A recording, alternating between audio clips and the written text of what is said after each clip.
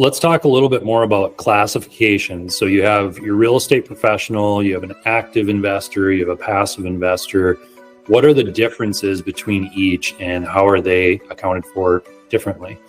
So what you have to think about is active in a trade or business means that you materially participate in that trade or business.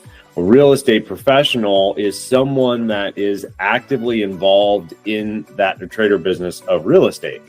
And so a real estate professional is someone that spends more than 750 hours in real estate related activities and does that more than any other income producing activity. And so what that does is if you hit those two hurdles, well, now you're a real estate professional for tax purposes. And what that does is it converts something that was inherently passive. Rental real estate is inherently passive. It's not considered a trade or business in the tax law into a trade or business. And then now we have to look, are you active in that trade or business? And so ultimately, if you are active in that trade or business, then losses and income from that trade or business can offset each other actively, other active income, any other income that you might have. So that's the big caveat with a real estate professional and why people are trying to get to that level.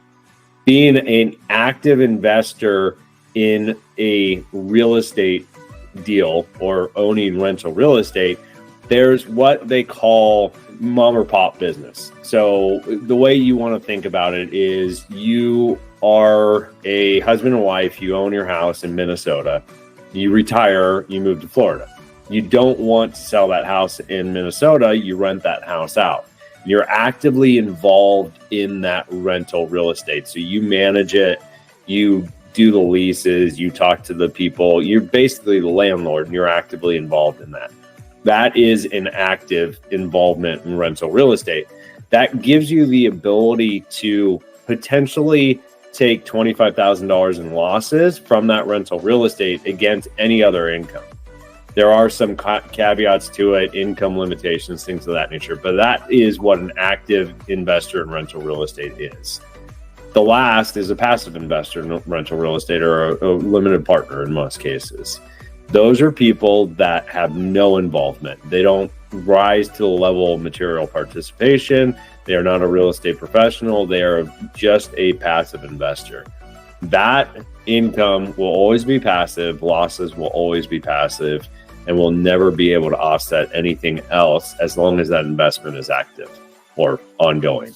With being an active investor and trying to qualify as a real estate professional, if you are a realtor and you sell homes, does that qualify as an active investor, or do you have to own it and be managing deals to try to get those hours? So again, there's two levels. You have to be a real estate professional and then you have to materially participate in that activity. So being a real estate agent will rise you to the level of being a real estate professional because that's a real estate related activity. So you do have the ability to be a real estate professional as a realtor, as a property manager, as a construction, as a GC. Any of those will qualify you as a real estate professional, but then ultimately you have to look at the deal and are you materially participating in that deal? So do you do all the work? Do you spend more than 100 hours in that deal and do more than anyone else? Or do you spend more than 500 hours in that deal? And so now you're a real estate professional as a realtor or a real estate agent, but you're not materially participating in that investment. And therefore you still are passive. So you can be a real estate professional and be passive in deals. Got it. And it sounds like if you have a W-2 job, you're working full time, even if you are actively involved in real estate, a significant amount, it'd be pretty tough to be considered a real estate professional because you have to stick in more than 40 hours a week into that real estate career. Is that correct? Exactly. I mean, I always use myself as an example. I'm, adamantly involved in real estate. I love real estate. I, spend tons of time analyzing, looking at deals, things of that nature, but I spend 2,500 hours a year at Provision. There's no way I spend more than that doing real estate related activities.